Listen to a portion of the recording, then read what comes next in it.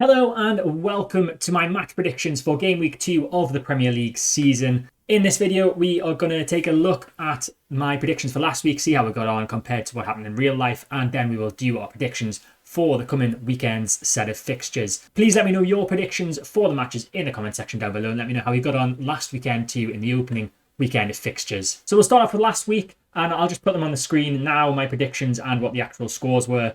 And you can see that we got 0 correct scores and 5 correct results out of 10. Not a great first week, so things can only get better this week. Feel free to pause the video to take a more in-depth look at all the scorelines and all my predictions for last week. But we'll now get into this week's set of fixtures. So we start off with my team Liverpool at home to Burnley. It's the afternoon kickoff, the lunchtime kickoff, I should say, 12:30 p.m. on DT Sport on Saturday. Now Liverpool are on the longest current unbeaten run in the Premier League of any of the teams with 11 matches and have won their last 6 in a row. So they're 11 games unbeaten, won their last 6. Can they continue it against Burnley? Burnley ended Liverpool's 68-match unbeaten Premier League home run with a 1-0 win at Anfield in January thanks to an Ashley Barnes penalty, which was given away by Alisson. Now, Roberto Firmino has been directly involved in 6 goals in his last 6 Premier League appearances for Liverpool against Burnley with 5 goals and 1 assist.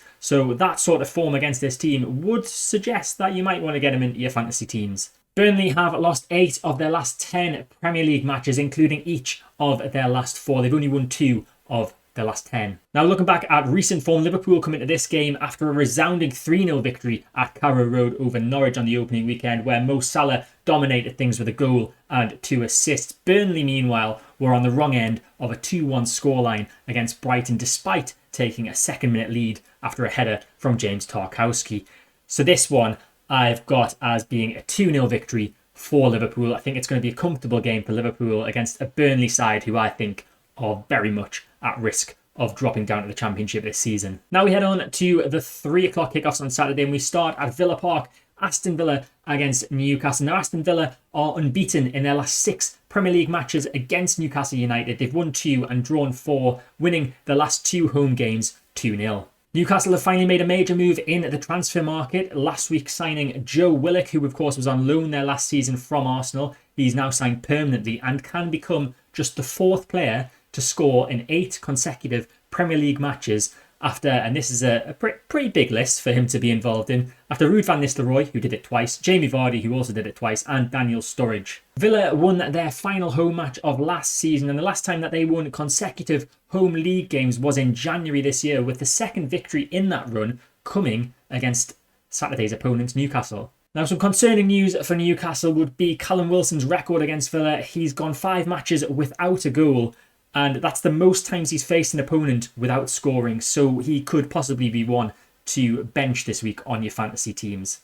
Both teams started the season with defeat last weekend despite scoring 2 goals each. Villa in a 3-2 defeat to newly promoted Watford, and Newcastle in a 4-2 defeat at home to West Ham despite being in the lead twice. Both of those games were very entertaining. Villa coming back from a few goals down to almost grab a draw, and then Newcastle, they looked pretty good. It was a good game. West Ham, a bit too strong for them. But do I think Villa are going to be too strong for them? I don't, but I don't think Newcastle are going to win either. I think it's going to be a 2-2 draw on Saturday. I think Villa's unbeaten run against Newcastle will extend to 7 games, but each team will get a point. Next up, we have Crystal Palace against Brentford. This is the first match between these two sides in any competition since August 1982. This is also the first new Premier League fixture since Brighton faced Sheffield United back in December 2019. New Palace manager Patrick Vieira will aim to become the first Crystal Palace manager to win their opening home match since Alan Pardew did that in January 2015. And Brentford can become the 4th team to win their first 2 matches in their debut Premier League season after Coventry and Norwich in 1992-93 season and Huddersfield Town in 2017-18. Palace started their season with a 3-0 defeat away to Chelsea. Sort of expected Chelsea very strong this season and would never really expect Palace to get a result. Whereas Brentford, of course, shocked the world with victory over Arsenal last Friday. And I've got this one down as being a 2-1 Brentford win. Brentford's win against Arsenal last week might have been helped by defensive errors, but I think Brentford have got enough in attack to make it 2 wins in a row for the Bees and to send their fans into absolute dreamland with 6 points from 6 available. So 2-1 Brentford. The next 3 o'clock kickoff is Leeds United against Everton. Now, Leeds can win 3 consecutive Premier League home matches for the first time since August 2001, having won their final 2 fixtures at Elland Road last season. For Everton, Dominic Calvert-Lewin's 12 headed goals are the most in the Premier League since the start of 2019-20 season. Now, Leeds have not lost both of their opening 2 matches in a top-flight campaign since 1980 to 1981 season. But Rafa Benitez has a pretty decent record against Leeds United. He's won all 3 of his previous trips to Leeds in all competitions, doing so with 3 different clubs: Liverpool, Chelsea and Newcastle. Leeds come into this one, of course, after a 5-1 thrashing at Old Trafford last weekend, and Everton offer a 3-1 comeback win over Southampton. The last time that Leeds beat Everton at Elland Road was in a League Cup 3rd round tie back in September 2012, and Everton won this fixture by 2-1 last season, with the winner coming from the previously mentioned Dominic Calvert-Lewin. And I think this one has got goals written all over it. It's a game that Leeds are in. It's always going to have goals. I think it's going to be 3-2 to Everton. I think it's going to be a high-scoring game, as I said, as is the case with most Leeds matches, but I think it will be another successful day for Rafa Benitez and his Everton side, and he's going to make it 4 wins with 4 different clubs at Leeds. Next up, we have the reigning champions Manchester City against newly promoted Norwich City. What a terrible set of opening fixtures this is for Norwich City. Liverpool on the opening weekend, Manchester City on the second one. It can only get better for the Canaries, but Manchester City have won their last 3 Premier League home matches against Norwich by an aggregate score of 14-1. Ridiculous. Norwich can become the second team to finish top of the second tier and then win away against the Premier League champions after Bournemouth triumphed 1-0 at Chelsea in 2015 if Norwich pick up the win. Very, very big if there. If City lose on Saturday, they will have suffered 4 consecutive defeats in all competitions for the first time since August 2006. And in all competitions, Norwich have won only 2 of their last 31 visits to Manchester City, with 7 draws and 22 losses. Their most recent victory came in a 3-2 win in May 2013 with goals from Anthony Pilkinson, Grant Holt and Johnny Howson. Now, Manchester City, as you're probably aware, or as you will be aware because I said earlier in the video, started their season with a 1-0 defeat away to Spurs and looked like they're still lacking a striker and a goal scorer. Now, I wonder who could possibly fill that job title, that job description. Let me know in the comments down below. Don't really. I know it's Harry Kane, probably. And then Norwich City lost 3-0 in their opening match to Liverpool. And I've got this one as being an absolute thrashing of Norwich from Manchester City. 4-0 to Manchester City. I think they're going to come out firing. They've got a point to prove after that defeat to Spurs. And I fully expect misery to be piled on a bit more for Norwich at the start of this season. Like I said, very tough opening 2 fixtures, Liverpool and Manchester City. Somebody in the computer algorithm, not that people live in the algorithm, but the algorithm itself has some sort of grudge against Norwich. I'm convinced with this opening set of fixtures. Next up, we have the tea time kickoff, 5:30 p.m. on Sky Sports. It's Brighton against Watford. Now, Brighton are unbeaten at home against Watford in the Premier League with 1 win and 2 draws. However, Watford's Ismaila Sarr has scored 5 goals in his last 6 league appearances for Watford, and he's looking to score in 3 consecutive league matches for them for the first time. Brighton's Neil Maupay is aiming to score in consecutive Premier League matches for the first time since October 2020. His first ever goal in the Premier League came against Watford in August 2019. And a bit of a bad run for Watford. They've scored an own goal in their last 2 Premier League matches against Brighton, with Abdoulaye Doucouré and Adrian Mariappa doing so in August 2019 and February 2020 respectively. Only 2 teams in Premier League history have had players score an own goal in 3 successive meetings with an opponent. That was in games between Aston Villa and Charlton Athletic between 1999 and 2001, and games between Arsenal and Chelsea in 2008 to 2009. The last time that Watford won away from home against Brighton was a 2-0 victory in the Championship in April 2015. Goals coming from Matteo Vidra and Troy Deeney in that one. Both teams opened their season with victories last weekend. Brighton with a 2-1 away win over Burnley, coming back from a goal down, and Watford with a 3-2 home win over Aston Villa. And I think Brighton just have enough in this one. I think it's going to be 1-0 to Brighton. I'm expecting a very low scoring game. Brighton looking the more likely winners, especially given their home advantage. I think that's just going to give them a bit more of an edge. Now we head to Sunday and we head to the 2 o'clock kickoff live on Sky Sports. Southampton against Manchester United. Now Southampton are without a win in 10 home league matches against United, drawing 4 and losing 6, despite the fact that they've taken the lead in 6 of them. The last time that Southampton defeated Manchester United at home was all the way back in August 2003 in a 1-0 Premier League win, thanks to a very, very late 88th minute James Beattie goal. Now, if they avoid defeat, Manchester United would equal Arsenal's top flight record of 27 successive unbeaten away matches, which was set between April 2003 and September 2004. Southampton's new striker Adam Armstrong can become the 3rd player to score in his first 2 Premier League matches for Southampton, after Manolo Gabbiadini did it in 2017 and Henry Camara in 2005. Some bad memories for Southampton in this fixture as well. Manchester United, of course, beat them 9-0 in February in the joint biggest Premier League victory in history. And speaking of goals, there have been at least 2 goals in each of the last 6 meetings between these two.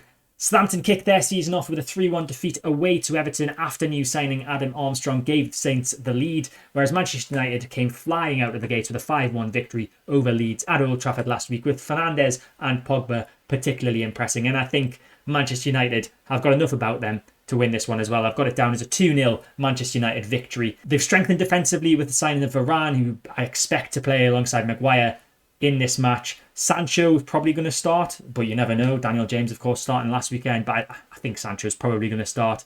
I think the defence is going to definitely negate Southampton's attack with just Adam Armstrong up there. At the other end of the pitch, United look like they can't really stop scoring, and I think Sancho is gonna help with that. There's also another 2 o'clock kickoff on Sunday. This one is not televised. It's Wolves against Spurs. Now, Wolves have only won 1 of their 7 Premier League matches at Molineux against Tottenham, drawing 2 and losing 4. That 1-0 victory was all the way back in February 2010. As he returns to Molineux to take on his former club, Nuno Espirito Santo will face a fellow Portuguese manager for the 8th time. After facing Marco Silva and Jose Mourinho, he'll now face, of course, Bruno Lage, the new Wolves manager. He's won just 2 of the last 7 such matches, drawing 3 and losing 2. Spurs are aiming for consecutive Premier League wins over Wolves for the first time since 2003-2004 season. And both teams' seasons started in games that ended 1-0, Wolves unfortunately losing narrowly away to Leicester City, and Spurs winning at home to Manchester City.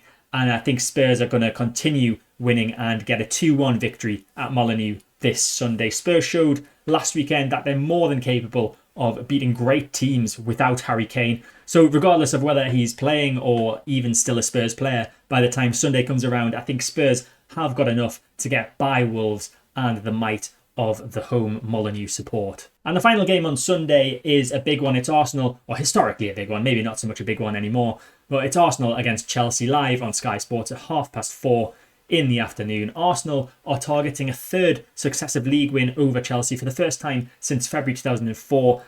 And Chelsea have won their last 4 Premier League away London derbies, last winning 5 in a row between January 2005 and January 2006 under Jose Mourinho. Arsenal have not beaten Chelsea in any of the last 10 Premier League meetings on a Sunday, drawing 2 and losing 8. Chelsea's goalkeeper Edouard Mendy has kept more Premier League clean sheets than any other goalkeeper since Thomas Tuchel took charge in January, so possibly another one for the fantasy football team. But Arsenal will be hoping to bounce back from their shock defeat to Brentford on opening weekend and might have new signing Martin Odegaard in time for this game. I think he should probably be able to get registered in time. I'm recording this on Friday afternoon and I'm pretty sure he's already signed. Whereas Chelsea started off the season well with a dominating 3-0 win over London rivals Crystal Palace. I've got this one as a pretty comfortable 2-0 victory for Chelsea. I'm expecting more disappointment for the North London side, Arsenal, on Sunday. I think Chelsea are going to be right up there in the title race, and Arsenal have got a bit of work to do to be able to even start thinking about challenging for Europe again, really, especially with rumours swirling around Aubameyang and Lacazette leaving. Where exactly are their goals going to come from? I think Lacazette got 13 goals last season, now Aubameyang about 10. Might be wrong there. They were both the highest scorers at Arsenal. If they're not there, who's going to get all the goals? And the final fixture of this weekend's round of games is West Ham against Leicester. It's live on Sky Sports on Monday night, 8 o'clock kickoff. And Mikel Antonio, who scored and levelled with Paulo Di Canio's all-time scoring record in the Premier League for West Ham against Newcastle, can of course, become West Ham's outright top scorer in the Premier League if he scores against Leicester. And Antonio has netted in each of his last 2 starts against Leicester, so all signs are pointing to a positive there for him. Only Manchester City and Manchester United won more Premier League away points last season than Leicester, so it's a good sign for the Foxes to be able to pick up a victory against the Hammers on Monday. West Ham are looking for a 3rd straight Premier League win against Leicester, a feat they last achieved when beating them 4 times in a row between November 1994 and April 1997. Leicester's Kelechi Iheanacho has been involved in 4 goals in his last 4 Premier League appearances against West Ham, with 3 goals and 1 assist. Will he be able to do the same against them on Monday? There have been at least 3 goals in each of the last 5 meetings between these 2 sides, so goals pretty much guaranteed in this fixture. And Leicester last won away to West Ham in a 2-1 victory in the Premier League in December 2019. West Ham opened the season with a 4-2 comeback victory over Newcastle, looking impressive on the attack, but a bit less so defensively. Whereas Leicester started their season with a narrow 1-0 home victory over Midlands rivals Wolves to make it 2 1-0 wins in a row after that game and the Community Shield victory over Manchester City. Pretty solid start for Leicester, and I think it's going to continue. I think Leicester are going to win 2-1 away to West Ham. I think West Ham's attack will be nullified by Leicester's defence somewhat, and I can see Leicester just about sneaking this game. So that's my predictions for the game week 2 of the Premier League season. As I said before, let me know yours in the comment section down below. Keep an eye out on the channel for my game week 2 fantasy football video as well, which should be coming out tomorrow. But that is it for this video. Hope you enjoyed it. If you did, make sure to hit the like button, subscribe to the channel to get all my content when it comes out, hit the notification bell to stay notified, and I'll see you next time.